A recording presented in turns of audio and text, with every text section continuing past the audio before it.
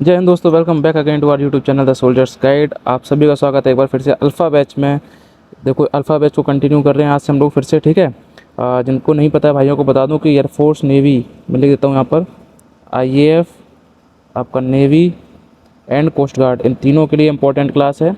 Concept class है ये। हमने अभी तक नाउन को कंप्लीट कर लिया है, ठीक है। नाउन के 3 पार्ट टोटल कंप्लीट किए हैं, जिनमें आपका पूरा कंसेप्ट क्लियर किया है एंड एक लेवल ऊपर तक का कंप्लीट किया है। एंड नाउन की 2 प्रैक्टिस क्लास भी आई हैं, जिसमें सारे के सारे इन तीनों एग्जाम्स के पीवाईक्यूज़ हैं, उसको ज़रूर से करना आप। एंड एक अभी बची हुई है हमारी नाउन की एडवांस क्लास, जिसमें मैं कुछ advance concept and advance practice भी करवाऊंगा। तो वो बाद में लाऊंगा मैं। तब तक मैं कंसेप्ट को आगे बढ़ाऊंगा, क्योंकि हमारे पास टाइम नहीं है, हमें कंसेप्ट भी करना है। एयरफोर्स के मतलब का तो हम कर ही चुके हैं, बस थोड़ा सा एडवांस करने की वजह से मैं वो क्लास लेके आऊँगा। तो टॉपिक पर आते हैं बच्चों। आज का हमारा टॉपिक है प्रोनाउन, ठीक है। आज का टॉपिक क्या है? प्रोनाउन। तो ध्यान से सुनना, वीडियो को स्किप मत करना एंड एक एक वर्ड को सुनना। एक एक वर्ड से क्वेश्चन बनते हैं इस चैप्टर में, काफ़ी इंपॉर्टेंट चैप्टर है ये, ठीक है। एंड वीडियो को फटाफट से आके लाइक कर दो, क्योंकि तुम लोग फिर लाइक नहीं करते हो बाद में, ठीक है। देखो, प्रोनाउन क्या होता है। इसमें अगर डिवाइड करोगे तुम 2 हिस्सों में इसको बांट दो, प्रो और नाउन। यानी नाउन को जो प्रो बना दे, दैट मीन्स, इसकी डेफिनेशन पढ़ो एक बार। A word which replaces a noun to avoid its repetition. मतलब कोई भी सेंटेंस अगर लिखा है इंग्लिश में, तो ग्रामर ये कहती है अगर यहाँ पर एक वर्ड आ गया है तो वही वर्ड दोबारा यहाँ पर नहीं आएगा। यानी कि नाउन की repetition is not allowed in a sentence. तो क्या करेंगे हम लोग? सर, किसी भी सेंटेंस में नाउन को रिपीट होने से बचाने के लिए हम प्रोनाउन का यूज करते हैं। देखो, डेफिनेशन भी यही कह रही है कि अ वर्ड विच रिप्लेस कर देता है एक नाउन को टू अवॉइड इट्स रिपीटिशन। यानी किसी भी सेंटेंस में नाउन की रिपीटिशन को रोकने के लिए हम प्रोनाउन का यूज कर देते हैं, ठीक है बच्चे। जैसे मैं कह दूं, Ram is a Ram is a teacher, ठीक है। राम इज अ टीचर, फिर मैं बोल दूं Ram is going to school. अब आप अगर इस सेंटेंस को पढ़ोगे तो आप कहोगे सर राम यहाँ भी आया है, राम वापस आपने ला दिया है। तो नाउन की तो देखो रिपीटिशन हो गई, जो नाउन यहाँ है वही नाउन यहाँ है। तो इसी रिपीटिशन को रोकने के लिए हम यहाँ पे क्या लगाएंगे? प्रोनाउन लगाएंगे। और राम लड़का है, लड़का के लिए क्या लगाओगे आप? ही लगाओगे। ये सब अभी हम पढ़ेंगे। तो क्या सेंटेंस बनेगा? Ram is a teacher and he is going to school. तो हमने नाउन की रिपीटिशन को अवॉइड कर दिया। बस यही है प्रोनाउन। नाउन की रिपीटिशन को रोकने के लिए प्रोनाउन का यूज किया जाता है। थोड़ा सा हम आगे बढ़ेंगे। देखो, प्रोनाउन के टाइप। तो पहला प्रोनाउन हमारे पास कौन सा आता है? Personal pronoun. जैसे हमारे पास था पर्सनल नाउन, ठीक है, वैसे हमारे पास है पर्सनल प्रोनाउन। मतलब रेफर्स टू अ पर्सन, इसके नाम में ही आता है, रेफर्स टू अ पर्सन। जो पर्सन को डिनोट करे, पर्सन को रेफर करे, उसे पर्सनल प्रोनाउन बोलते हैं। देखो, नीचे एक टेबल बना रखी है मैंने, उसको सुनो ध्यान से। चलो देखो, ये ठीक है। अब सुनो, पर्सनल प्रोनाउन के 3 केस हैं। पहला सब्जेक्टिव केस, फिर पजेसिव केस का एडजेक्टिव, और ये है ऑब्जेक्टिव केस। यहीं पर एक और आता है पजेसिव केस। वो क्या है? पजेसिव केस का प्रोनाउन। पजेसिव केस का प्रोनाउन यानी इसमें टोटल आपको 4 चीज़ें समझनी है कि सर सब्जेक्टिव केस क्या, पजेसिव केस का, ये एडजेक्टिव लिखा है, एडजेक्टिव। यानी ये वाली जो लाइन है वो प्रोनाउन वाले चैप्टर की नहीं है, वो एडजेक्टिव वाले चैप्टर की है, ठीक है। याद रखना ये चीज़, समझ में आई? ये वाली जो लाइन है वो एडजेक्टिव चैप्टर की है, बट हम लोग ऐसे याद करते हैं, इसलिए इसको मैंने यहाँ पे लिख रखा है, ठीक है। अब देखो सब्जेक्टिव केस क्या होता है। सबसे पहले मैंने इसको 3 भाग में बांट दिया है। पहला, इसको मैं साफ कर देता हूँ, ठीक है। थोड़ा ध्यान से सुनना, इंपॉर्टेंट चीज़ है। ये पहला हिस्सा हो गया। पहला हिस्सा को बोलते हैं फर्स्ट पर्सन। क्या बोलते हैं? First person. फर्स्ट पर्सन हमेशा यूज होता है स्पीकर के लिए, यानी किसी भी वाक्य को जो बोलने वाला बंदा होता है वो अपने लिए इन शब्दों का प्रयोग करता है, यानी खुद के लिए, स्पीकर के लिए। स्पीकर अगर मैं, तो आई और वी, ये सब्जेक्टिव केस हो गए। आई सिंगुलर हेल्पिंग वर्ब भी लेता है, लेकिन प्रेजेंट इंडेफिनिट और प्रेजेंट परफेक्ट में ये प्लूरल हेल्पिंग वर्ब लेता है, ठीक है। प्रेजेंट इंडेफिनिट में देखो वर्ब की फर्स्ट फॉर्म में ऐसे यस नहीं लगाते हैं आई के साथ में। प्रेजेंट परफेक्ट में देखो हैव आता है इसके साथ में, ठीक है। वी अपने आप में प्लूरल हेल्पिंग वर्ब ही लेता है। आई का पॉजेसिव केस क्या बनता है? माई। मतलब इस आई के पास अगर कोई चीज़ है, आई के पास सपोज करो एक बुक है, तो उस पर पॉजेशन वो कैसे दिखाएगा? बोलेगा माई बुक। अगर हम, वी, कई सारे लोग हैं बोलने वाले, इनके पास कोई बुक्स हैं तो क्या बोलेंगे? अवर बुक्स। यानी वी का पॉजेशन किससे दिखाते हैं? अवर से। आई का ऑब्जेक्टिव केस क्या है? मी। वी का ऑब्जेक्टिव केस क्या है? अस, ठीक है। क्लियर हुआ? यानी फर्स्ट पर्सन में कौन कौन आता है सर, आई और वी आता है। आई एक के लिए, वी बहुत से लोगों के लिए। आई का possessive case my, objective me, we का अवर अस। आई होप ये क्लियर हो गया होगा आपको, ठीक है। फिर आता है इसमें ये देखो, अगर कोई बोलने वाला है बच्चा तो कोई सुनने वाला भी होगा, लिसनर भी होगा। तो फर्स्ट पर्सन तो स्पीकर के लिए एंड सेकंड पर्सन हो गया लिसनर के लिए। इसका सब्जेक्टिव केस बनता है यू, ठीक है। ये अपने साथ सिंगुलर वर्ब भी लेता है एंड ये अपने आप में सिंगुलर भी होता है और प्लूरल भी होता है, दोनों चीज़ें होता है। यू मतलब कोई एक बंदा भी हो सकता है तुम, और तुम से कहकर हम पूरी क्लास को डिनोट भी कर सकते हैं, ठीक है। इसका possessive case your and objective case you, you your you. Third person की बात करूँ मैं, थर्ड पर्सन होता है non active person. Non active person मतलब जो चर्चा में भाग नहीं लेता है, जो डिबेट में पार्टिसिपेट नहीं करता है। जैसे मैंने कहा कि मैं तुम्हारे साथ घूमने गया, ठीक है, और वहाँ पर मुझे श्याम मिला। क्लियर हुआ? मैं तुम्हारे साथ घूमने गया और वहाँ पर मुझे श्याम मिला। तो कहा किसने? मैंने। सुना किसने? तुमने। बात किसकी हुई? श्याम की। तो अब ये ध्यान से समझो मेरी बात, कहने वाला कौन है? मैं, यानी फर्स्ट पर्सन ये हो गया। फर्स्ट पर्सन है तो ये क्या है? स्पीकर है। सुनने वाला कौन है? तुमने, मीन्स यू। ये सेकंड पर्सन हो गया। सेकंड पर्सन मतलब ये लिसनर हो गया, सुनने वाला हो गया। अब बात तो इन दोनों के बीच में हो रही थी, इन दोनों की बातचीत में भाग लिया नहीं किसने? श्याम ने। सिर्फ इसका जिक्र आया है बट इसने पार्टिसिपेट तो नहीं किया ना। बस यही थर्ड पर्सन है, नॉन एक्टिव पर्सन है। ये एक्टिव नहीं होता पार्टिसिपेशन में, इसीलिए इसको नॉन एक्टिव पर्सन बोलते हैं। क्लियर है? जब आप डायरेक्ट इनडायरेक्ट पढ़ोगे इनकी बहुत जरूरत आएगी आपको। अच्छा, नॉन एक्टिव पर्सन कौन कौन होता है? ही, सी, इट और दे। ही के साथ सिंगुलर हेल्पिंग वर्ब लेते हैं, ये मेल के लिए आता है। सी के साथ भी सिंगुलर हेल्पिंग वर्ब बट ये फीमेल के लिए आती है। इट के साथ सिंगुलर हेल्पिंग वर्ब बट ये किसके लिए आता है वो हम बाद में डिसाइड करेंगे, ठीक है। इट एक डमी सब्जेक्ट होता है। दे के साथ प्लूरल हेल्पिंग वर्ब आती है एंड ये सारे के सारे इनके फॉर्म लिखे हैं। ये पॉजेसिव केस का एडजेक्टिव, ये ऑब्जेक्टिव केस है। He, his, him, she, her, it, its and they, their, them, ठीक है। क्लियर हो गया बच्चा? थोड़ा सा आगे बढ़ें। चलो देखो, यहाँ आ जाओ। अब यहाँ पर मैंने वही रूल लिख रखा है जो मैंने नाउन के चैप्टर में तुमको पढ़ाया था कि किसी भी सेंटेंस में जो वर्ब आती है उसके पहले हमेशा सब्जेक्टिव केस आएगा और वर्ब के बाद हमेशा ऑब्जेक्टिव केस आएगा। ये पहला रूल भाई मोस्ट इंपॉर्टेंट है, इस पर बहुत से क्वेश्चन बनते हैं। दूसरा उससे भी इम्पोर्टेंट, किसी भी सेंटेंस में जो प्रेपोजिशन होती है उस प्रेपोजिशन के बाद हमेशा हमेशा कौन सा केस आता है बच्चे? ऑब्जेक्टिव केस आता है। एग्जाम्पल से समझो, एग्जाम्पल लिखा था मैंने, me think that him is a right, ठीक है। तो इस सेंटेंस को सही कैसे किया? सर आपने कहा थिंक एक वर्ब है, वर्ब से पहले कौन सा केस आएगा? Subjective case. तो मी लिख रखा है यहाँ पे, मी कौन सा केस होता है? देखो अभी देखा था ऊपर हमने, देखो मी तो जो है ऑब्जेक्टिव केस में जा रहा है, तो मी का सब्जेक्टिव केस क्या बनता है? आई बनता है। सब्जेक्टिव केस क्या बनता है? आई। तो यहाँ पे हमने करेक्शन भी देखो वही किया है,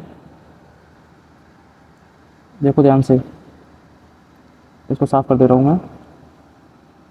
देखो वर्ब थी, वर्ब से पहले सब्जेक्टिव केस आएगा, तो मी तो ऑब्जेक्ट में था, मी को काट के क्या कर दिया? आई कर दिया। अब I think that him is right, अब इज फिर से वर्ब है, यानी वर्ब से पहले सब्जेक्टिव केस, हिम तो ऑब्जेक्टिव केस होता ना, हिम का सब्जेक्टिव क्या बनता है? ही बनता है। देखो ऐसे करके इस वाले रूल का हमने इम्प्लीमेंटेशन इसमें कर दिया, इस वाले रूल का, ठीक है। अभी देखो आगे बढ़ते हैं। यहाँ लिखा है द टीचर स्कॉल्डेड मी। अब स्कॉल्डेड एक वर्ब है, वर्ब के बाद कौन सा केस आएगा बच्चे? ऑब्जेक्टिव केस आएगा। यहाँ पहले क्या लिखा था? आई लिखा था, आई तो सब्जेक्टिव केस होता है, इसीलिए ये गलत हो गया, हमने क्या किया? सही, मी का सही कर दिया। अगला देखो, यहाँ पर लिखा है to I the book is nice, यानी मेरे अनुसार किताब कैसी है? अच्छी है। अब टू तो एक प्रेपोजिशन है, प्रेपोजिशन के बाद कौन सा केस आता है? हमेशा ऑब्जेक्टिव केस, जबकि आई तो सब्जेक्टिव केस है, इसको हटा के हमने इसका ऑब्जेक्टिव केस बना दिया अपनी, बस ये सही हो गया सेंटेंस। अगला है देखो यहाँ पे, between she and him the matter is clear. भाई बहुत इंपॉर्टेंट टाइप है ये, क्वेश्चन नहीं टाइप है, इस पर बेस्ड क्वेश्चन आएगा। बिटवीन एक प्रेपोजिशन है, प्रेपोजिशन के बाद जो भी आएगा वो ऑब्जेक्टिव केस में आएगा। एंड से पहले दोनों नाउन है ना नाउन या प्रोनाउन जुड़ते हैं हमेशा, सेम चीज़ें, दोनों ऑब्जेक्टिव केस में आएंगे फिर। तो सी का objective case her and him तो पहले सब्जेक्टिव केस में है। आगे द मैटर इज क्लियर एकदम करेक्ट है। अगला है of they Tarun deserve the share. तो ऑफ तो एक प्रेपोजिशन होगी ना, प्रेपोजिशन के बाद कौन सा केस आता है? Objective case. तो दे तो सब्जेक्टिव केस था, सब्जेक्टिव का हमने बना दिया ऑब्जेक्टिव केस, सेंटेंस हमारा एकदम क्लियर। बोला समझ में आया? आगे बढ़ते हैं थोड़ा। अगला रूल देखो, अगला रूल ये कह रहा है कि अगर किसी सेंटेंस में सब्जेक्ट 1 है, फिर प्रेपोजिशन है, फिर सब्जेक्ट 2 है, तो आगे आने वाली जो भी हेल्पिंग वर्ब है वो हमेशा पहले वाले के अनुसार आएगी, यानी पहला वाला वर्ड ही डिसाइड करेगा आगे सिंगुलर हेल्पिंग वर्ब आएगी या प्लूरल आएगी।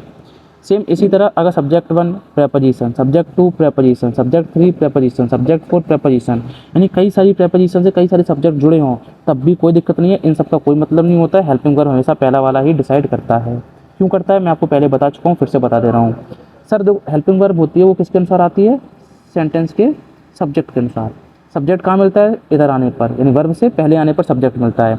तो पहले आओगे यहाँ पे सब्जेक्ट लिखा है, ठीक है, लेकिन इसके पहले क्या लग गई है, प्रेपोजिशन। प्रेपोजिशन के बाद जो भी आया वो तो ऑब्जेक्ट बन गया, यानी अब सब्जेक्ट में और पीछे मिलेगा, तो सब्जेक्ट असली यही है। ऐसा ही यहाँ पे है, प्रेपोजिशन के बाद ये ऑब्जेक्ट बन जाएगा, प्रेपोजिशन के बाद ये ऑब्जेक्ट बन जाएगा, प्रेपोजिशन के बाद ये ऑब्जेक्ट बन जाएगा, बचा सब्जेक्ट यही, तो ये डिसाइड करेगा आगे आने वाली हेल्पिंग वर्ब को।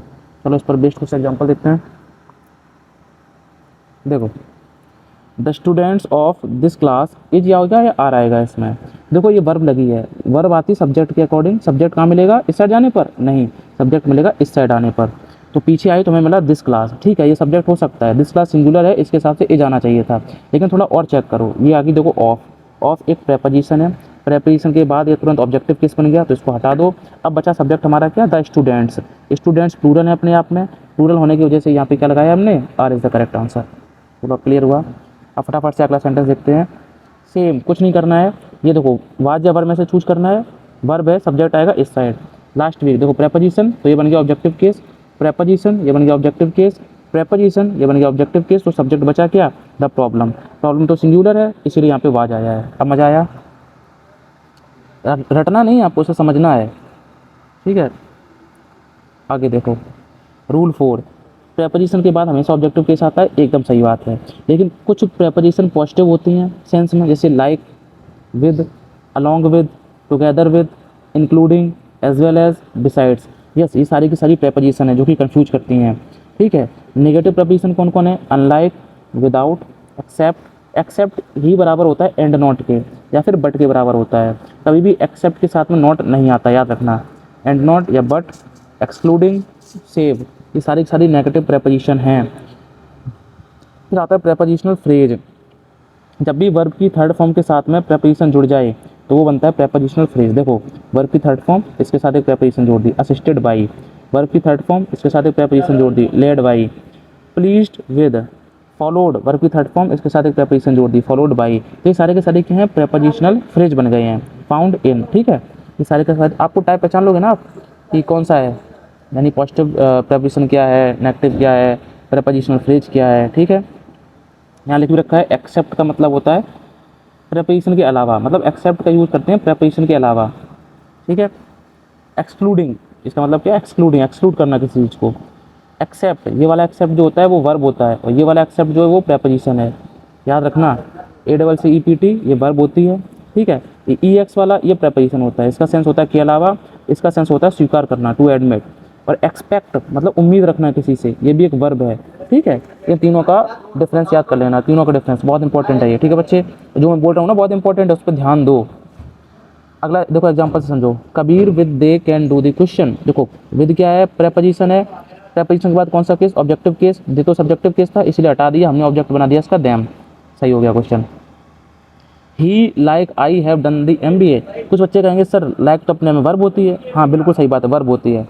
अब अगर ये वर्ब है तो फिर ये क्या है, एक सेंटेंस में दो वर्ब तो आएगी नहीं। अब यहाँ पे have done, I have done भी तो वर्ब है, इसका मतलब ये फिर प्रेपोजिशन है, क्योंकि अगर ये वर्ब होती तो ही के अकॉर्डिंग इसमें ऐसा यस लगा होता, यहाँ लाइक्स लिखा होता, जो कि तो है नहीं ना। तो हम समझ गए कि ये वाला जो लाइक है वो प्रेपोजिशन है, इसका सेंस क्या है, ही लाइक आई, यानी उसने मेरी तरह MBA कर रखा है, ठीक है। सही कैसे करेंगे सर, सेंटेंस में ये देखो वर्ब है, वर्ब आती है सब्जेक्ट के अकॉर्डिंगली, सब्जेक्ट इसका पीछे मिलता है, तो आई लिखा है, आई के अकॉर्डिंग हैव एकदम सही है, लेकिन इसके पहले लाइक लगते ही ये प्रेपोजिशन बन गई, प्रेपोजिशन के बाद ये ऑब्जेक्टिव केस में आएगा, लेकिन आई तो सब्जेक्टिव केस में था, हटा दो इसको, इसका ऑब्जेक्ट बना दो मी, अब सही है। अब सब्जेक्ट क्या है, ही, तो ही के अकॉर्डिंग क्या आएगा, हैव नहीं आएगा सर, है जाएगा। बोलो क्लियर बच्चा, बहुत बढ़िया। आगे देखो थोड़ा सा, यहाँ लिखा है he and not, same and not भी एक प्रेपोजिशन होती है, किसी को पता नहीं है ये चीज़, तुम याद कर लो, एंड नॉट एक प्रेपोजिशन है, इसके बाद जो भी आएगा वो ऑब्जेक्टिव केस में आएगा, तो आई तो सब्जेक्टिव केस में था, हटा दो, इसका ऑब्जेक्टिव केस मी। अब आगे आने वाली वर्ब को कौन डिसाइड करेगा, पहला वाला सब्जेक्ट, क्योंकि ये तो सब खत्म हो गया। ही के अकॉर्डिंग क्या आएगा बच्चे, है जाएगा, ठीक है, बहुत बढ़िया। आगे देखो प्रगति, बट एक प्रेपोजिशन भी होती है, कंजक्शन भी होता है, बट एक प्रेपोजिशन है यहाँ पे, क्यों, क्योंकि यहाँ पे देखो he is married to me, sorry Pragati but he is married to I, Pragati नहीं, लेकिन जो हिम है उसने मैरिड शादी की है, ठीक है। तो बट प्रेपोजिशन है, प्रेपोजिशन के बाद ऑब्जेक्टिव केस आएगा, जबकि ही लिखा था सब्जेक्टिव केस में, हमने इसका बना दिया ऑब्जेक्टिव केस। अब एज आ रहा है, कौन डिसाइड करेगा, ये डिसाइड करेगा पहला वाला सब्जेक्ट। प्रगति सिंगुलर है इसीलिए एज आया है, ठीक है। मैरिड टू, टू देखो फिर से आ गया प्रेपोजिशन, इसके बाद फिर से आएगा ऑब्जेक्टिव केस। आई तो सब्जेक्ट था, हमने हटा के इसका ऑब्जेक्ट नहीं बना दिया। Sentence is correct now. वो लोग समझ में आ रहा है। अगला देखो, शिल्पा असिस्टेड बाई, ये देखो प्रेपोजिशनल फ्रेज है, ठीक है, पूरा वर्ब की थर्ड फॉर्म और प्लस एक लगी यहाँ पे preposition. Assisted by prepositional phrase है। अब है तो ये प्रेपोजिशन ही, इसके बाद क्या आएगा ऑब्जेक्टिव केस, जबकि आई तो सब्जेक्टिव केस है, हटा दो इसको। सही क्या हो गया इसका, मी। देखो आई लिखा है तो आई का ही ऑब्जेक्टिव केस बनाएंगे। अगर यहाँ ही लिखा होता तो ही का ही ऑब्जेक्टिव केस हिम बनाते। अगर यहाँ सी लिखा होता तो सी का ही ऑब्जेक्टिव केस हर बनाते। समझ रहे, जो लिखा है उसी का ऑब्जेक्टिव केस बनाएंगे। शिल्पा के अकॉर्डिंग वर्ब आएगी बच्चे। शिल्पा के अकॉर्डिंग क्या लगा दिया हमने, इज लगा दिया, ठीक है। ये पहले एम था, टू अटेंड द पार्टी। अब यहाँ पर ये जो टू है वो क्या है, ये 2 + V1 है, ठीक है। ये प्रेपोजिशन वाला वो नहीं है, याद रखना। ये चीज़ें धीरे धीरे आप सीखोगे। अगला पेज देखते हैं फटाफट से। ये भाई यहाँ पर मैंने लाइक, यहाँ पे मिट गया है, ये मैंने लाइक का कन्फ्यूजन बता रखा है। लाइक एक प्रेपोजिशन भी होती है, ठीक है, लाइक एक वर्ब भी होती है। जैसे ऊपर वाला सेंटेंस है काजल लाइक्स, यहाँ पर ये वर्ब है, क्योंकि काजल सिंगुलर है इसीलिए वर्ब की फर्स्ट फॉर्म में एस है, यस लगा दिया है, मतलब ये वर्ब है। अगर लाइक प्रेपोजिशन की तरह यूज हो रहा है, इसका मतलब है की तरह। जब कंपैरिजन करते हैं, जब सिमिलर टू यानी कैटेगरी को सिमिलर दिखाते हैं, देन हम यूज करते हैं लाइक का प्रेपोजिशन की तरह। जैसे he likes I am a doctor, वह मेरी तरह एक डॉक्टर है, यानी इसमें हम कंपैरिजन कर रहे हैं इस ही का इस आई से। इसमें पसंद करने की बात बिल्कुल नहीं है, तो इसलिए ये लाइक प्रेपोजिशन की तरह यूज होगा, इसलिए इसमें ऐसे यस नहीं आएगा, ठीक है। और ये प्रेपोजिशन है तो तुरंत ये क्या बन जाएगा, ऑब्जेक्टिव केस। तो फिर आई नहीं आएगा, फिर क्या आएगा, मी आएगा। अब ये ऑब्जेक्ट बन गया तो इसके अकॉर्डिंग फिर एम नहीं आएगा, इस ही के अकॉर्डिंग ए जाएगा। सारी चीज़ें एक दूसरे से लिंक हैं। अगर आपने एक बार मेथड इसका समझ लिया कि कैसे काम हो रहा है, फिर आप किसी भी क्वेश्चन में फंसोगे नहीं बच्चे, ठीक है। सेम बट है, बट एक कंजक्शन भी है। कंजक्शन का मतलब होता है लेकिन, परंतु, किंतु। ये कॉन्ट्राडिक्शन दिखाता है, विरोधाभास दिखाता है, अपोजिट चीज़ को बताता है। जैसे the teacher was teaching, teacher तो पढ़ा रहा था, बट मतलब अब अपोजिट चीज़ आएगी कोई ना कोई। Shekhar was not attentive, Shekhar attentive नहीं था। टीचर तो पढ़ा रहा था बट शेखर अटेंटिव नहीं था। तो बट एक कंजक्शन है, ठीक है। ये सेंटेंस 1 को सेंटेंस 2 से जोड़ा है। कंजक्शन की डेफिनेशन क्या बताई थी पहली क्लास में, जॉइनिंग वर्ड, जो जॉइन करता है दो सेंटेंसेस को। अब अगर बट यूज हुआ है प्रेपोजिशन के अलावा, तो उस केस में इसका अर्थ जाता है के अलावा, ठीक है। यानी एक्सेप्ट, बट, सेव, ये तीनों इक्वल हैं। एक्सेप्ट कह दो चाहे बट कह दो चाहे सेव कह दो, इस सेव का मतलब बचाना नहीं है। एग्जाम्पल देखो इसका, he but I have done the work. अब बट एक प्रेपोजिशन है, ठीक है। प्रेपोजिशन के बाद ये ऑब्जेक्टिव केस में जाएगा, मतलब आई सब्जेक्टिव केस था, हटा दिया हमने, बना दिया मी। अब ही के अकॉर्डिंग क्या आएगा, फिर है जाएगा, हैव नहीं आएगा। सेम ये सेंटेंस है, सेम ये सेंटेंस है, ठीक है। देख लो दोनों। चलो आधी वीडियो में रिकॉर्ड करके चला गया था ड्यूटी, एंड आधी वीडियो रिकॉर्ड कर रहा हूँ ड्यूटी आने के बाद, ठीक है। तो अभी मैं ड्यूटी से आ गया हूँ एंड बाकी बची वीडियो रिकॉर्ड कर रहा हूँ मैं भी। तो भाई एफर्ट तो डाल रहा हूँ तुम्हारे लिए, बट तुम लोग सपोर्ट करो ऐसे ही यार, ठीक है। चलो पढ़ाई को स्टार्ट करते हैं। हाँ, कहाँ तक पढ़ लिया था हम लोगों ने, आपको तो समझ में नहीं आएगा कि आप तो सेम वीडियो में हो। मुझे देखो, हाँ, ये देखो प्रेपोजिशन तक कि बट एक कंजक्शन की तरह भी यूज होता है, बट एक प्रेपोजिशन की तरह भी यूज होता है, ठीक है। जब बट प्रेपोजिशन बनेगा तो उसका मीनिंग निकलेगा के अलावा, मीन्स एक्सेप्ट निकलेगा, या बट या सेव, ठीक है। एंड एग्जांपल से समझें, he but I have done the work. He वह, बट आई मेरे अलावा, हैव डन द वर्क यानी मेरा कोई रोल ही नहीं है, मेरे अलावा काम किसने किया है, उसने, इस ही ने काम किया है, ठीक है। ये तो इसका मीनिंग हो गया। सही कैसे करेंगे, बट एक प्रेपोजिशन है, प्रेपोजिशन के बाद आता है ऑब्जेक्टिव केस, जो कि आई लिखा है, आई है सब्जेक्टिव केस, इसको हटा के पहले हमने ऑब्जेक्ट बना दिया है। अब आगे आया हैव, ये है वर्ब। वर्ब किसके अकॉर्डिंग आती है, सब्जेक्ट के अकॉर्डिंग। सब्जेक्ट कहाँ मिलता है, पीछे आने पर। ये तो पूरा ऑब्जेक्ट बन गया, सब्जेक्ट बचा ही सिंगुलर है तो हैव नहीं आएगा, फिर क्या आएगा बच्चे, है जाएगा। अब यहाँ पे देखो, ही इज पुअर, वह गरीब है, बट हैप्पी लेकिन खुश है। तो यहाँ पर इस बट का मीनिंग लेके निकल रहा है, ये बट इस पुअर को और इस हैप्पी को जोड़ रहा है। समझ रहे बात को, तो यहाँ कंजक्शन है ये बट, ये प्रेपोजिशन नहीं है। चलो अगला सेंटेंस देखो थोड़ा। अगला सेंटेंस है, हाँ, he but you have to do this work. अब सुनो बच्चा, he but you have to do this work, ये हैव किसके अकॉर्डिंग आया होगा, सब्जेक्ट के अकॉर्डिंग। सब्जेक्ट कहाँ मिलेगा, पीछे जाने पर। पीछे आए तो ये बट मिला, बट एक प्रेपोजिशन है। ही बट यू, वह लेकिन तुम्हारे बिना, तो बट प्रेपोजिशन है, तो ये यू जो लिखा है वो ऑब्जेक्टिव केस बन गया। यू जो होता है ऑब्जेक्टिव केस और सब्जेक्टिव केस में सेम होता है, होती है ना लाइन अपनी, यू, योर, यू, ये सब्जेक्टिव केस, ये पॉजेसिव केस का एडजेक्टिव, और ये लास्ट में ऑब्जेक्टिव केस, तो ये दोनों सेम होता है, ये हमने पढ़ा ऊपर टेबल में। तो ये तो हो गया ऑब्जेक्टिव केस, इसको हटा दो। अब ये ही बचा सब्जेक्ट, सब्जेक्ट के अकॉर्डिंग वर्ब आएगी हैज, ना कि हैव। क्लियर है? ऐसे इसमें देखो, Shekhar has money but satisfaction, Shekhar के पास धन है लेकिन सेटिस्फेक्शन भी है, तो यहाँ ये लेकिन कंजक्शन का काम कर रहा है, अपोजिट मीनिंग क्रिएट कर रहा है। राहुल विद आई, देखो विद भी एक प्रेपोजिशन होती है, ठीक है बच्चा। Rahul with I are ready to go there, देखो आर तो आई के साथ भी नहीं आएगा, इसके साथ आएगा, नहीं आएगा। अगर विद एक प्रेपोजिशन है तो ये ऑब्जेक्ट केस में जाएगा, आई तो सब्जेक्टिव केस में हटा के हमने इसका मी बना दिया, ऑब्जेक्टिव केस कर दिया। अब ये आर इसके अकॉर्डिंग आएगा, राहुल के अकॉर्डिंग, तो राहुल के अकॉर्डिंग ए जाएगा, ना कि आर, ठीक है। सारे वही एग्जाम्पल हैं, बट ये आपका ना एयरफोर्स में अच्छा खासा क्वेश्चन क्रिएट करता है। ये साइड में इन्फॉर्मेशन लिखी है, इसको भी एक बार फटाफट निगाह मार लेते हैं। इस पर क्या लिखा है? यहाँ लिखा है अनलाइक, अनलाइक का मतलब होता है, अनलाइक एक प्रेपोजिशन है जिसका मतलब होता है नॉट सिमिलर टू, यानी किसी चीज़ के सिमिलर ना होना, वो अनलाइक है। आई अनलाइक हिम, मैं उसके सिमिलर नहीं हूँ, am a dedicated teacher, I unlike him, मैं एक डेडिकेटेड टीचर हूँ लेकिन उसकी तरह नहीं हूँ, ठीक है। डिसलाइक क्या होता है? डिसलाइक एक वर्ब होती है, इसका मतलब होता है नॉट टू लाइक, मतलब पसंद ना करना। सी डिसलाइक समर सीजन, यानी उसको समर का सीजन पसंद नहीं है, डिसलाइक करती है वो, ठीक है। इसका मीनिंग ये निकल रहा है पसंद ना करना। और अनलाइक का मतलब होता है उसकी तरह नहीं हूँ मैं, या उसकी तरह नहीं, ठीक है। इस पे आ जाओ फटाफट। अब इसको देखो, राहुल विद, देखो विद एक प्रेपोजिशन है, इसके बाद ऑब्जेक्टिव केस आएगा, इसलिए आई नहीं मी लगा दिया हमने, ठीक है। राहुल सब्जेक्ट है, इसके लिए इज आ गया, clear. Assisted by prepositional phrase है, मतलब प्रेपोजिशन ही है, इसके बाद ऑब्जेक्टिव केस आएगा, दे सब्जेक्टिव केस था, हमने हटा के देम कर दिया इसका। अभी आगे आने वाली वर्ब किसके अकॉर्डिंग आएगी? इस सी के अकॉर्डिंग, सी सिंगुलर है, सिंगुलर के लिए इज आ गया बच्चे, ठीक, क्लियर हो गया? आई होप क्लियर हो गया होगा। चलो अगला देखो, रूल 5, ये कहता है कि कंपैरेटिव वर्ड जब भी लिखा हो, ध्यान देना इस रूल पर, बहुत इंपॉर्टेंट है, मैं देखो स्टार मार दे रहा हूँ। जब भी कंपैरेटिव वर्ड लिखा हो, कंपैरेटिव वर्ड कौन कौन से? As well as much as, less than, more than, ये सारे के सारे कंपैरेटिव वर्ड हैं, ठीक है। एज वेल एज इतना जितना, मोर देन ज़्यादा, लेस देन कम, ठीक है। तो याद रखना कंपैरिजन हमेशा सिमिलर कैटेगरी के साथ करते हैं। आप लंबाई की तुलना लंबाई से ही करोगे, बोलो हाँ या ना। जैसे मैं कह दूँ कि राम का वजन मेरी लंबाई की तुलना में कितना ज़्यादा है, तो आप कहोगे सर ये कैसी बात हुई, आप लेंथ की तुलना वेट से कैसे कर रहे हो? लंबाई की तुलना तो लंबाई से ही होगी, और वजन की तुलना वजन से होगी, बोलो हाँ या ना। यानी कंपैरिजन हमेशा सेम चीज़ों में करते हैं। That means sir subjective case का कंपैरिजन सब्जेक्टिव केस से, ऑब्जेक्टिव केस का कंपैरिजन ऑब्जेक्टिव केस से, पॉजेसिव केस का कंपैरिजन पॉजेसिव केस से। समझ आई बात? बहुत बढ़िया। यानी इस कंपैरिजन हमेशा सिमिलर कैटेगरी में करते हैं।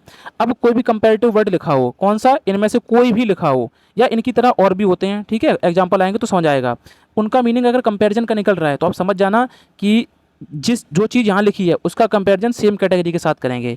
यहाँ सब्जेक्टिव केस है तो यहाँ भी सब्जेक्टिव केस आएगा, यानी सब्जेक्टिव केस का कंपैरिजन सब्जेक्टिव केस के साथ, ऑब्जेक्टिव केस का कंपैरिजन ऑब्जेक्टिव केस के साथ। यहाँ पॉजेसिव केस है अगर, तो यहाँ भी क्या आएगा? फिर पॉजेसिव केस ही आएगा, बोलो हाँ या ना।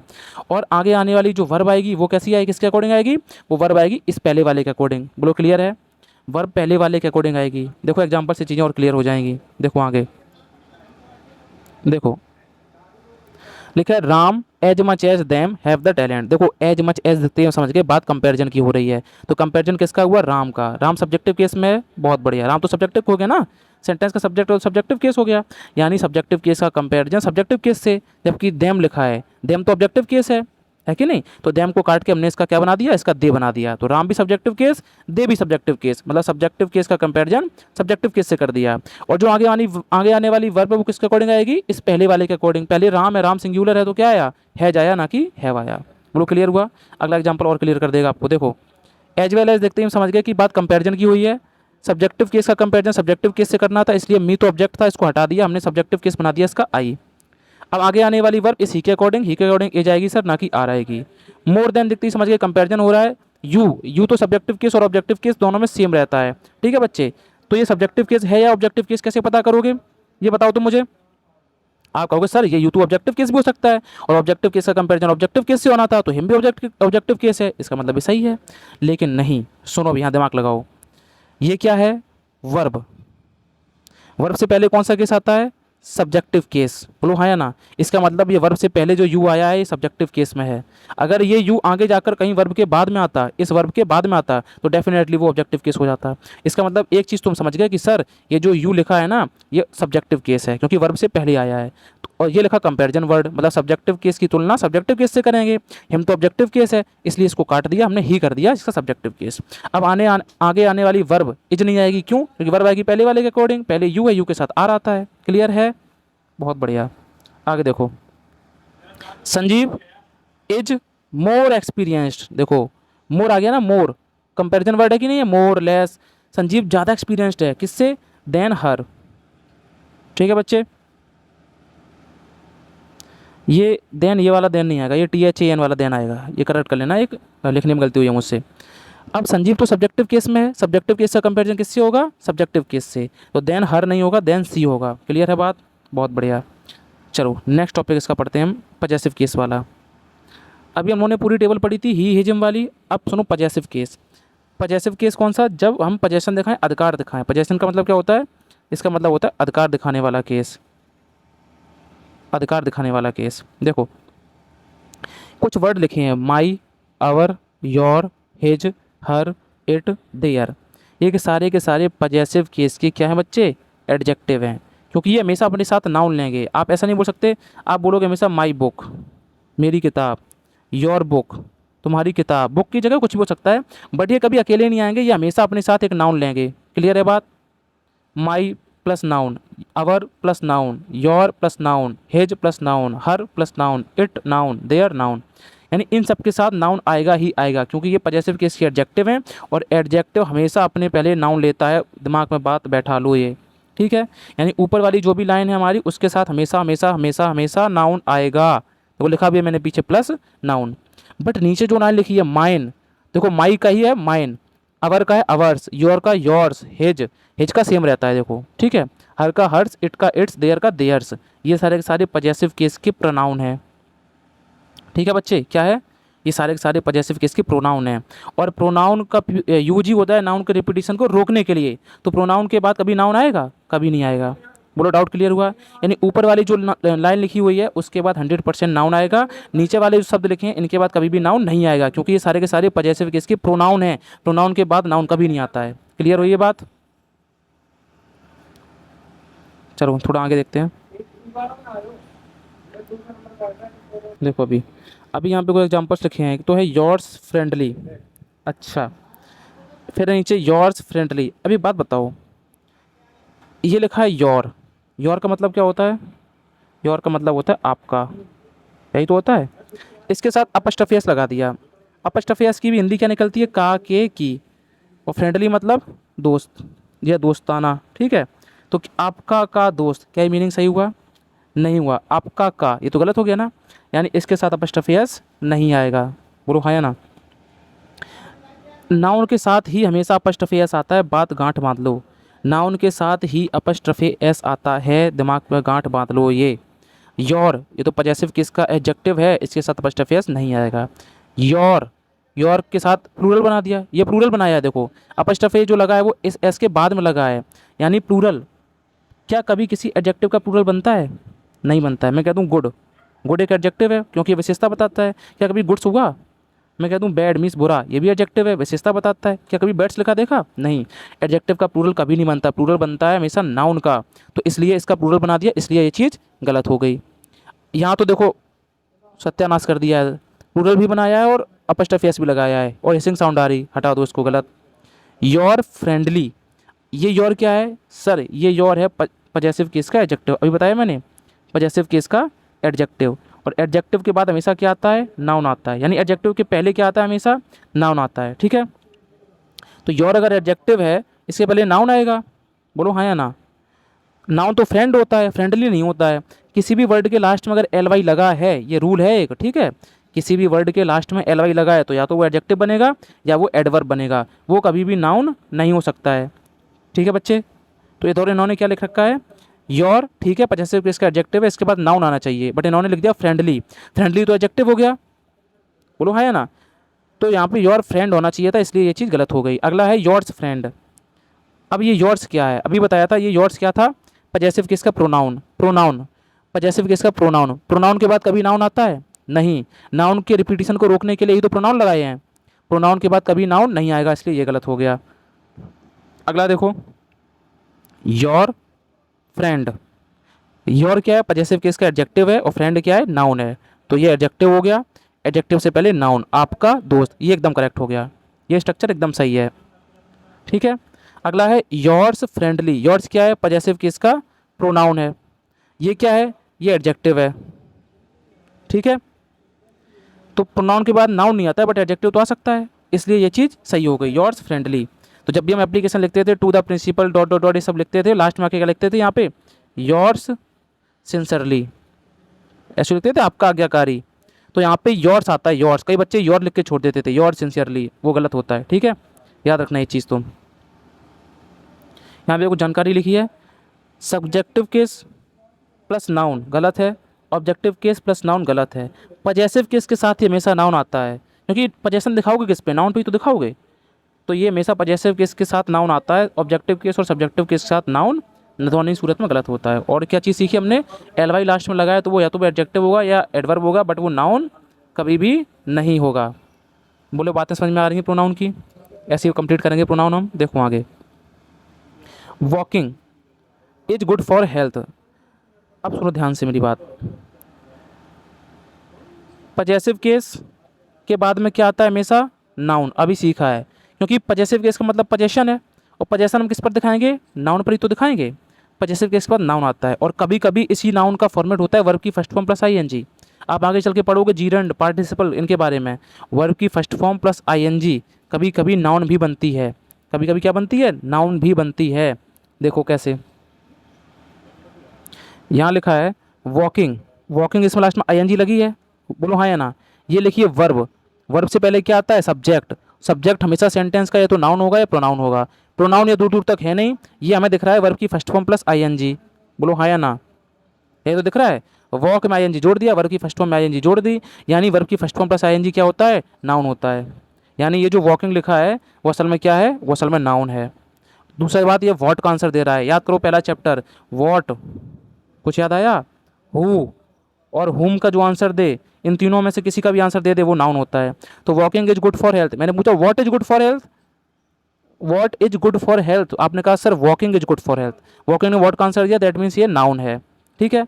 आई लाइक व्हाट, आपने कहा I like singing, I like what, आपने कहा सिंगिंग, मतलब वैसे तो ये वर्ब की फर्स्ट फॉर्म प्लस आईएनजी दिख रही है आपको, बट ये व्हाट का आंसर दे रही है, इसलिए ये क्या हो गई, नाउन हो गई। क्लियर है ये चीज़, ठीक है।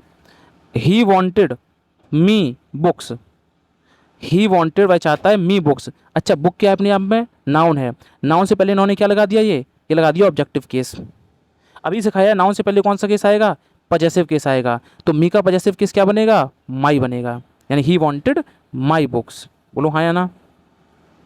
कोई भी डाउट है तो कमेंट में लिख देना बच्चे, ठीक है।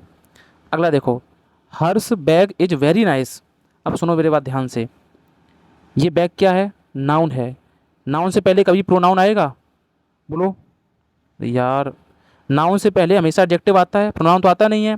ये हर्ष क्या है, पूरी लाइन ही लिख देता हूँ मैं, देखो, सी, हर, हर और हर्ष, ये सी सब्जेक्टिव केस में है, ये वाला हर ऑब्जेक्टिव केस में है, और ये है पजेसिव केस, ये भी है पजेसिव केस, बट ये पजेसिव केस का एडजेक्टिव है, ये पजेसिव केस का प्रोनाउन है, ये एडजेक्टिव है, इसका मतलब ये अपने साथ नाउन लेगा ही लेगा, ठीक है बच्चे। पजेसिव केस के प्रोनाउन, प्रोनाउन के बाद कोई भी नाउन नहीं आता है, अभी सिखाया था मैंने तुम्हें।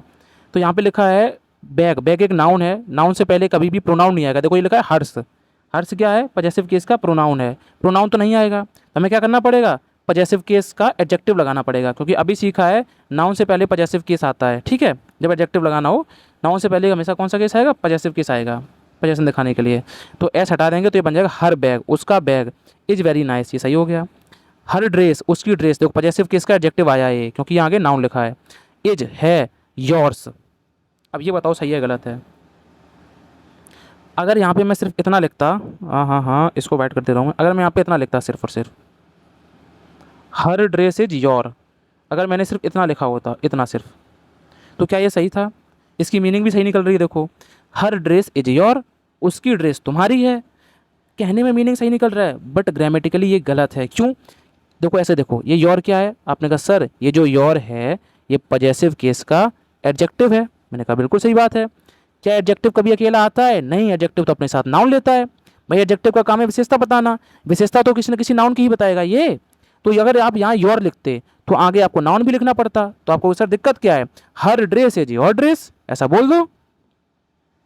मैंने कहा बात तो सही है, योर ड्रेस लिखते ही तुम्हारा काम चल गया। क्यों? क्योंकि आपने कहा था सर ये अगर एडजेक्टिव है तो इसके साथ ही देखो नाउन लिख दिया हमने, एडजेक्टिव के बाद देखो नाउन आ गया इसको क्वालिफाई करने के लिए, लो सही है। लेकिन अभी सिखाया था किसी भी सेंटेंस में नाउन रिपीट नहीं होना चाहिए, ये तो नाउन रिपीट कर दिया तुमने। जो ड्रेस यहाँ आया है वही ड्रेस यहाँ आया है। और ये नाउन के रिपीटिशन को रोकने के लिए ही तो प्रोनाउन पढ़ाया है बच्चे, यानी कि नाउन के रिपीटिशन को रोकने के लिए ही प्रोनाउन लगाएंगे हम। तो ऐसे केस में हम यहाँ पे पजेसिव केस का प्रोनाउन बना देंगे योर्स। इसी योर्स का मीनिंग निकलता है टोटल योर प्लस नाउन, मतलब योर ड्रेस। इसी को शॉर्ट में लिख दिया है योर्स। योर्स में क्या छिपा है? पजेशन। कौन सा पजेशन? वही जो स्टार्टिंग में जिसकी बात हो रही है। क्लियर है? Her dress is yours, her dress is mine, her dress is hers. Clear है? हर्स तो नहीं होगा, हर तो पहले आ गया। यानी कि समझ गया आ गया कि पजेसिव केस का प्रोनाउन क्यों लगाया लास्ट में हमने? क्योंकि एडजेक्टिव लगाएंगे तो नाउन चाहिए, नाउन रिपीट हो जाएगा इसलिए। अगला है हिज फादर। देखो ये पजेसिव केस का एडजेक्टिव है, इसीलिए इसके आगे नाउन आया है। उसके पिता डिड नॉट लाइक, उनको पसंद नहीं था। हिम गोइंग, अब गोइंग देखो उनके पिता को क्या नहीं पसंद था? आप कहोगे जाना पसंद नहीं था। ये वर्ब की फर्स्ट फॉर्म प्लस आईएनजी है जो कि इस सेंटेंस में किसका काम कर रही है? आपने कहा नाउन का काम कर रही है। मैंने कहा सही बात है। नाउन से पहले कौन सा केस आता है? नाउन से पहले तो सर एडजेक्टिव आता है, ठीक है। एडजेक्टिव पजेसिव केस का एडजेक्टिव लगा सकते हैं हम, बिल्कुल लगा सकते हैं। ये लिखा है हिम, हिम तो ऑब्जेक्टिव केस है, ऑब्जेक्टिव केस तो कभी आता ही नहीं है। कौन सा केस आता है? पजेसिव केस आता है, पजेसिव केस। तो हमने हिम का हिज कर दिया, पजेसिव केस का एडजेक्टिव लगा दिया। क्लियर है? अगर ये नाउन ना होता तो हम पजेसिव केस का प्रोनाउन लगा देते यहाँ पर। क्लियर हुआ? थोड़ी सी टेक्निकल बातें हैं भाई, अगर दिमाग से समझोगे तभी समझ आएगी। मैं फिर समझा दूँ एक बार। हिज फादर, जैसे ये नाउन है, नाउन से पहले पजेसिव केस का एडजेक्टिव आया है, एकदम सही है। वैसे ही यहाँ पे ये गोइंग भी नाउन है। व्हाट का आंसर दे रहा ना? His father did not like what? आप कहोगे गोइंग, जाना पसंद नहीं है उन्होंने, ठीक है। तो गोइंग भी क्या है? एक नाउन है, नाउन से पहले पजेसिव केस आएगा, लेकिन हिम तो ऑब्जेक्टिव केस है, तो इसको हटा के इसका पजेसिव केस हम हिज लगा देंगे। अब किसी के मन में डाउट होगा सर पजेसिव केस का एडजेक्टिव ही क्यों लगाया आपने, पजेसिव केस का प्रोनाउन क्यों नहीं लगाया? बच्चे क्योंकि नाउन लिखा है आगे, नाउन से पहले प्रोनाउन कभी नहीं आता, नाउन से पहले एडजेक्टिव ही आता है हमेशा। टू लेट नाइट पार्टीज, सही हो गया सेंटेंस एकदम, ठीक है। थोड़ा सा आगे बढ़ो। अगला है she appreciated me joining the club. अब देखो सी एप्रिशिएटेड, उसने अप्रिशिएट किया है। ये ज्वाइनिंग, ज्वाइनिंग की स्पेलिंग गलत है, यहाँ सही कर लेना, ठीक है। Joining the club. अरे बच्चे बात बताओ, उसने क्या अप्रिशिएट किया? आप कहोगे सर ज्वाइनिंग को। क्या का आंसर दिया ना? वैसे तो ये वर्ब की फर्स्ट फॉर्म प्लस आईएनजी है जो कि नाउन का काम कर रही है, नाउन से पहले पजेसिव केस आएगा, जबकि यहाँ मी लिखा है, मतलब ऑब्जेक्टिव केस लिख रखा है इन्होंने। तो मी का पजेसिव केस क्या बनेगा? माई ज्वाइनिंग। तो याद कर लो, जब भी वर्ब की फर्स्ट फॉर्म प्लस आईएनजी हो वो हमेशा नाउन का काम करे, जरूरी भी नहीं है, बट सेंटेंस के अकॉर्डिंग अगर वो क्या का आंसर दे रही है, व्हाट, हु, हुम का आंसर दे रही है, दैट मीन्स वो नाउन है और इस नाउन से पहले पजेसिव केस ही आएगा। बोलो क्लियर है? अब जरूरी नहीं है पजेसिव केस के एडजेक्टिव ही आए हमेशा कि योर, हिज, माई यही वर्ड आए, नहीं। वहाँ पजेशन अपना ये वाला भी हो सकता है, राम्स ज्वाइनिंग, ठीक है, सीतास ज्वाइनिंग, समझ रहे हो? पजेसिव केस आना चाहिए अल्टीमेटली। चलो बच्चे अगला पेज देखो। अगला पेज कह रहा है इट। इट एक ऐसा शब्द होता है जो हमेशा अपने साथ सिंगुलर हेल्पिंग वर्ब लेता है, हमेशा। इट के साथ कभी आर नहीं लिखा देखा होगा आपने, ठीक है, कभी वर नहीं लिखा देखा होगा, ठीक है, कभी हैव नहीं लिखा देखा होगा। इट के साथ हमेशा सिंगुलर हेल्पिंग वर्ब ही आएगी, रट्टा मार लो ये चीज़। इट का यूज कब कब करते हैं? टू मेंशन, दिखाने के लिए, क्या क्या? Day, date, year, month, time, weather, season, ऐसे चीज़ों को दिखाने के लिए इट का यूज करते हैं। इट एक डमी सब्जेक्ट होता है, जैसे it is Sunday today, it is Sunday today कहने को तो ये वर्ब है, वर्ब से पहले सब्जेक्ट आता है तो इट सब्जेक्ट हो गया, लेकिन नहीं, असल में आज है क्या? आज तो संडे है, मतलब ओरिजिनल सब्जेक्ट तो संडे है, इट सिर्फ एक डमी सब्जेक्ट है, दिखावा वाला। डमी मतलब होता है दिखावा करने वाला, ठीक है बच्चे। और इट का यूज कहाँ कहाँ करते हैं?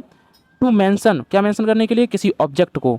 मैंने कल बताया भी था कलेक्टिव नाउन में एक जानवर के बच्चे का नाम आया था, और जैसे कभी कभी क्या होगा सेंटेंस में आपकी भावनाओं के साथ खिला जाएगा, जैसे वहाँ लिखा होगा लाइनेस और आगे चल के हर लगा होगा, तो आप समझोगे कि लाइनेस तो स्त्रीलिंग हो गया, मीन्स फीमेल हो गया, फीमेल के लिए हर लगा दिया, एकदम सही नहीं, ये जानवर है। जानवर वाले केस में कभी भी ही, हिज, हिम, सी, हर नहीं लगाते हैं, हमेशा किसको कंसिडरेशन देते हैं, इट, इट्स वाली लाइन को, ठीक है। तो वही नीचे लिखा है, ध्यान से पढ़ो एक बार, कि टू मेंशन ऑब्जेक्ट, किसी ऑब्जेक्ट को मेंशन करने के लिए, किसी एनिमल को मेंशन करने के लिए, when the gender is unknown, और जब जेंडर अननोन हो, पता ही नहीं है हमें कि मेल है या फीमेल है, तब वहाँ पर हम इट का यूज करते हैं। बोलो क्लियर है? बिल्कुल सही, क्लियर तो है यार, लेकिन ये पेन नहीं चल रही है। चलो थोड़ा सा आगे बढ़ते हैं। एग्जाम्पल देखो इसके, इट इज़ माई रूम, यह मेरा रूम है, रूम के लिए हमने इट लगा दिया। द काऊ लव्स, अब यहाँ पे लगा हुआ हर काफ, आपको फंसाने के लिए पेपर में। आप कहोगे गाय हमारी माता है, ये मदर है, मतलब फीमेल है, इसलिए हर आ गया, एकदम सही सेंटेंस, भावनाओं में बह जाओगे। गलत, ये एक जानवर है, जानवर के लिए क्या आता है, इट्स आता है, ये सही सेंटेंस है, ठीक है। थोड़ा सा ध्यान देना इस चीज़ पर, इंपॉर्टेंट है। अगला है द बेबी इज क्राइंग।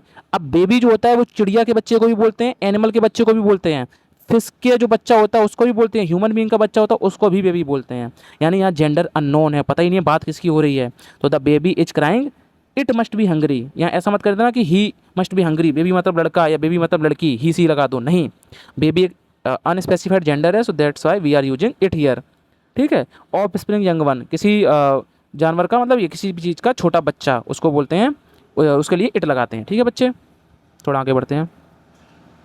अगला है वही है सेम, इट एक डमी सब्जेक्ट है, जिसको इंट्रोडक्टरी सब्जेक्ट भी बोलते हैं, ये रिप्लेस करता है ओरिजिनल सब्जेक्ट को। यानी इट के साथ हमेशा तो सिंगुलर हेल्पिंग वर्ब ही आएगी और उसके बाद सब्जेक्टिव केस लगा मिलेगा। क्लियर है? इट एक डमी सब्जेक्ट है, इसके साथ सिंगुलर हेल्पिंग वर्ब आ गई, इसको कोई छेड़छाड़ नहीं, इसके बाद सब्जेक्टिव केस ही आएगा, क्योंकि सेंटेंस में सब्जेक्ट तो होना चाहिए कहीं ना कहीं।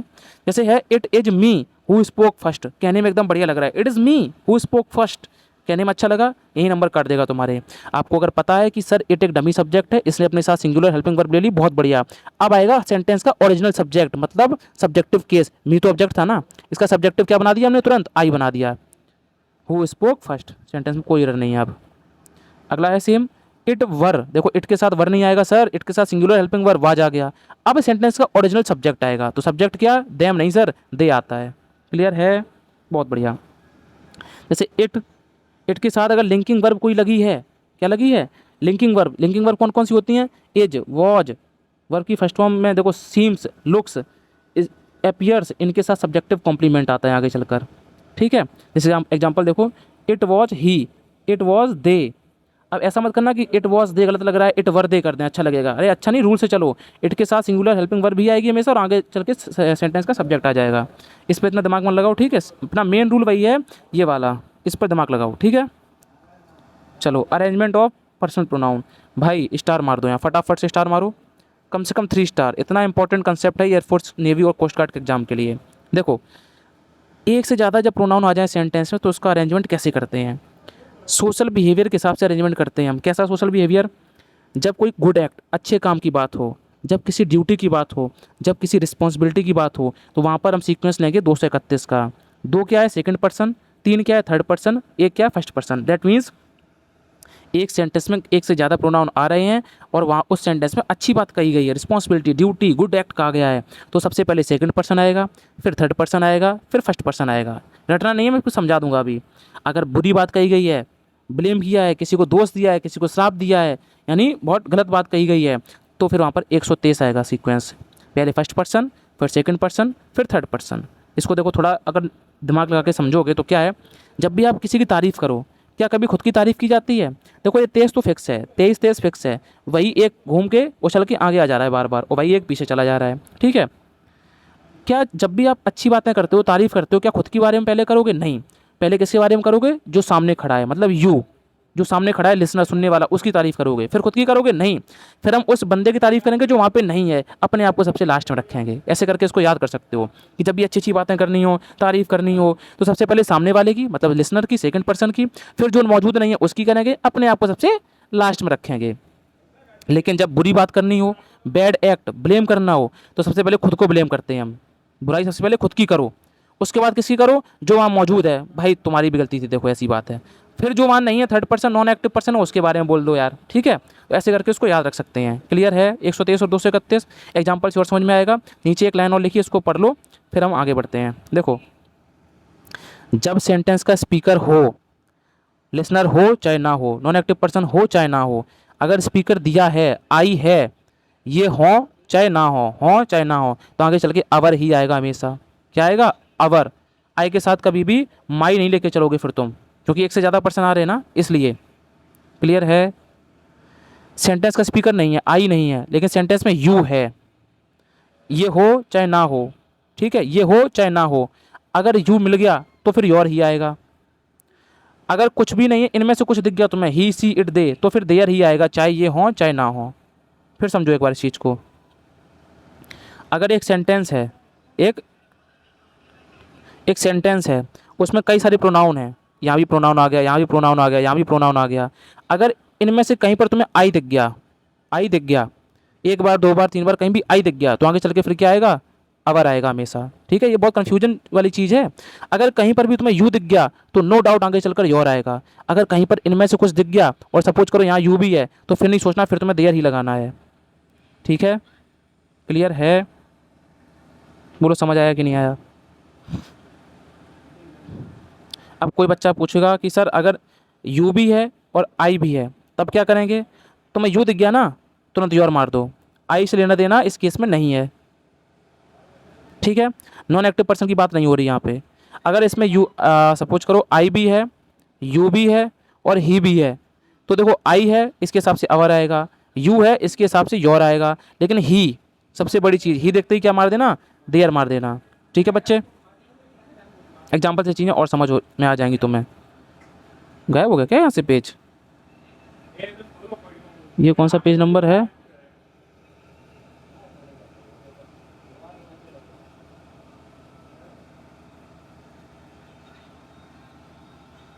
आई थिंक यार एक पेज कट हुआ यहाँ से क्या? 24, 23, इसमें यार कुछ रूल्स थे जो कट गए हैं। हाँ चलो इसको पढ़ लेते हैं अभी, फिर आगे चल के उसको पढ़ेंगे हम। अगला है हमारा डिमॉन्स्ट्रेटिव प्रोनाउन। डेमोन्स्ट्रेट का मतलब होता है इशारा करना। क्या होता है? इशारा करना। Two point out something, point out करना, किसका मतलब? डेमोन्स्ट्रेट का मतलब होता है। तो ऐसे प्रोनाउन जिनका काम ही होता है इशारा करना, कौन कौन से? Sir this, that, these, those. This मतलब सर यह है, दैट मतलब वह है दूर के लिए, दीज मतलब ये कई सारी चीज़ें हैं ये, दोज मतलब वो दूर है लेकिन कई सारी चीज़ें हैं। बोलो बात समझ में आई? लिखा भी है मैंने यहाँ पर, लिखा भी है देखो। दिस का यूज होता है सिंगुलर केस में लेकिन पास की वस्तुओं के लिए। दैट का यूज होता है सिंगुलर केस में लेकिन फार मतलब दूर की वस्तुओं के लिए। दीज का यूज होता है प्लूरल केस में। दोज का भी होता है प्लूरल केस में, लेकिन दीज आता है पास की वस्तुओं के लिए, दोज आता है दूर की वस्तुओं के लिए। फॉर एग्जाम्पल इनके साथ में हमेशा हेल्पिंग वर्ब और मेन वर्ब लगी भी हो सकती है और नहीं भी लगी हो सकती है। ठीक है, जैसे this is my book. Clear है? मतलब दिस क्या है? सिंगुलर केस में है ना, इसीलिए यहाँ पर सिंगुलर हेल्पिंग वर्ब आई है। अगला है rule, noun one, noun two, this, that. ये समझो, ये वाली अच्छी चीज़ है। एक सेंटेंस में अगर दिस भी आया है और दैट भी आया है तो दिस का यूज कब करते हैं? नियर वाले चीज़ के लिए, मतलब पास वाला जो नाउन है इसके लिए दिस का यूज करते हैं, और दैट का यूज जो दूर है नाउन, जो दूर नाउन लिखा है उसके लिए दैट का यूज करेंगे। देखो एक एग्जांपल से समझो इस चीज़ को। एग्जाम्पल समझो। Ekta has a car and a scooter, you take this and I take that. चलो देखो इसमें Ekta has a car and a scooter, you take this and I take that. You take this, this का use पास वाले के लिए। पास में कौन सा नाउन है? स्कूटर, यानी तुम ले लो स्कूटर। ठीक है, एंड आई टेक दैट, आई क्या लेगा? दैट। दैट मतलब दूर वाला, इसके दूर में कौन है? दूर में इसके कार है। ठीक है, वो कितना पीछे जाके कार है। तो समझ में आ गई बात? दिस का यूज समझ लेना पास वाले के लिए किया गया है और दैट का यूज दूर वाले के लिए किया गया है। अगला सेंटेंस देखो, अगला सेंटेंस है poverty and population are connected, we have to eradicate this to control that. देखो दिस का मतलब पास वाले के लिए हुआ है, पास में कौन है? इरेडिकेट। इरेडिकेट का मतलब होता है उन्मूलन करना, मतलब जड़ से ख़त्म करना, जड़ से ख़त्म कर देना। कंट्रोल दैट, दैट का मतलब क्या है? दूर के लिए यूज हुआ है, मतलब पॉपुलेशन के लिए दैट यूज किया है इन्होंने। अब सेंटेंस का मीनिंग समझो। पॉवर्टी, सॉरी यहाँ लिखा है दिस। पॉवर्टी एंड पॉपुलेशन यानी गरीबी और जनसंख्या आर कनेक्टेड, दोनों कनेक्टेड हैं। वी हैव टू इरेडिकेट, हमें जड़ से खत्म करना है इसे, टू कंट्रोल दैट, कंट्रोल करने के लिए उसे। अब इसे और इसे किसे? देखो दिस का यूज पास वाले के लिए, तो दिस के पास में कौन है? नंबर 1, ये पास में है ना, ये तो दूर है। दैट का यूज़ दूर के लिए, तो दैट का यूज़ किया पॉवर्टी के लिए। इसका मतलब क्या है, इरेडिकेट जड़ से ख़त्म करना है दिस, किसे, पॉपुलेशन को, और कंट्रोल करना है दैट, कंट्रोल करना है गरीबी को। नहीं, ये तो अर्थ का अनर्थ हो गया। असल में ये होना चाहिए था, हमें जड़ से ख़त्म करना है गरीबी को और कंट्रोल करना है पॉपुलेशन पर। यानी कंट्रोल किस पर करना है, पॉपुलेशन पर। तो यानी कि दैट नहीं, फिर दिस लगाओ यहाँ पर। और इरेडिकेट जड़ से खत्म किससे करना है, इस दूर वाले को, दूर वाले के लिए दिस नहीं आएगा, दैट आएगा। अब क्लियर हुई बात। ये बहुत अच्छा इसका कंसेप्ट था। अगला ये जो टॉपिक है ना, यहाँ से रेसिप्रोकल प्रोनाउन से, यहाँ से हम कल कवर करेंगे, ठीक है। मुझे और भी काम है, और भी करना है। तब तक के लिए भाई वीडियो को लाइक कर देना, कंसेप्ट अच्छा लगा हो तो, एंड एक प्यारा सा कमेंट कर देना, ठीक है बच्चे। तब तक के लिए मैं चलता हूँ। जय हिंद, जय